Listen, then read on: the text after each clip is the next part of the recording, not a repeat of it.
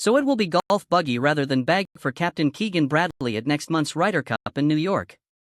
To most informed observers, common sense has prevailed. From the moment he took the captaincy of the American side, the 39-year-old was told it would be too much to play as well as lead his side. And yet it was a close-run thing. There is a sense of self-sacrifice from the skipper for overlooking his own playing ambitions.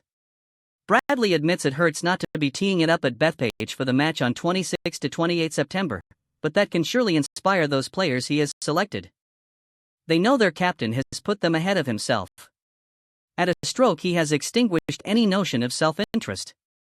It hurts, for sure. I mean, I grew up wanting to play Ryder Cups, Bradley told BBC Sport. But then you've got to quickly remind yourself what an honor it is to be the Ryder Cup captain.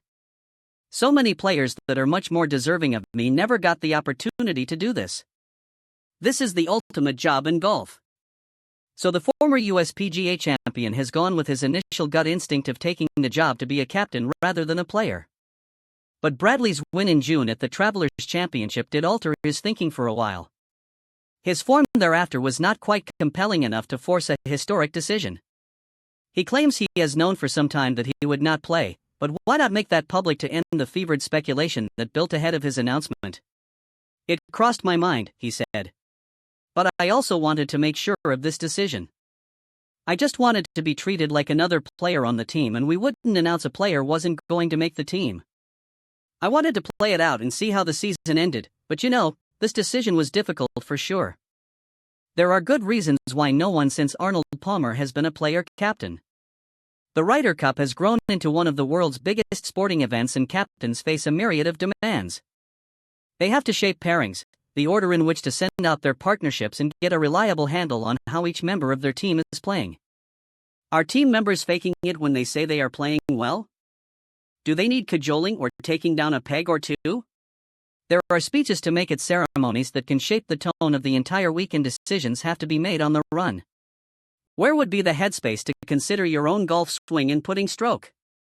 Especially with every single shot and decision coming under unprecedented scrutiny. It would have been sporting masochism to pick himself. This was probably as close as we will ever get to having another playing captain in a Ryder Cup. In truth, the PGA of America put Bradley in an invidious position by appointing him long before his days at the top of the game are done. As a result, it could be argued, the American team have been denied one of their top dozen golfers for the 12-man team charged with trying to win back the trophy. Bradley's form and playing passion ticked every one of the boxes he cited for the 6 players he chose as wildcard picks. They're all incredibly gritty players, tough players, great competitors, the skipper said. They've all proven themselves at the highest level. And again, they've played basically in the bubble of the Ryder Cup for the last month and a half and performed at the highest level. Bradley insists their current playing standards made it easy for him to leave himself out. But if someone else was captain, Bradley would have felt aggrieved to be ignored in the way that he was by Zach Johnson 2 years ago. Justin Thomas and Patrick Cantlay were no-brainers. They bring vital experience and strong match play credentials, especially Cantlay, who has a 15-6-1 record in team competitions for the United States. Cameron Young, a New Yorker who set the Bethpage Black Course record as an amateur, won his first PGA Tour title only 3 weeks ago. His form and background made him a natural selection. Ben Griffin's consistency has been stellar, and as someone who gave up the game to work in an office before returning to stardom, he provides a romantic perspective that could sit well in the locker room.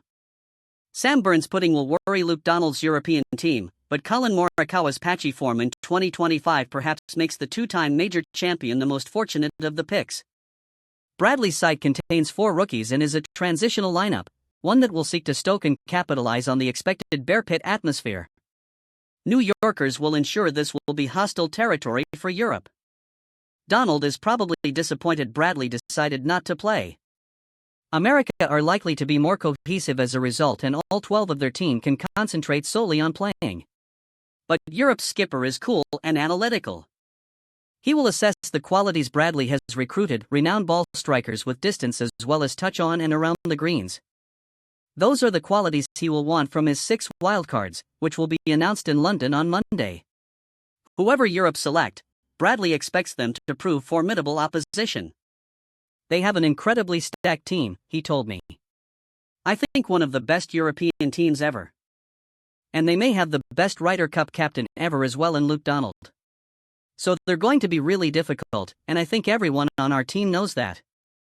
While this Ryder Cup will not be quite as intriguing without the prospect of a playing captain, it still promises to be an enthralling event. Europe are desperate to end the current run of 5 convincing home wins, and it feels as though America have given themselves their best chance of thwarting the visitors' ambitions.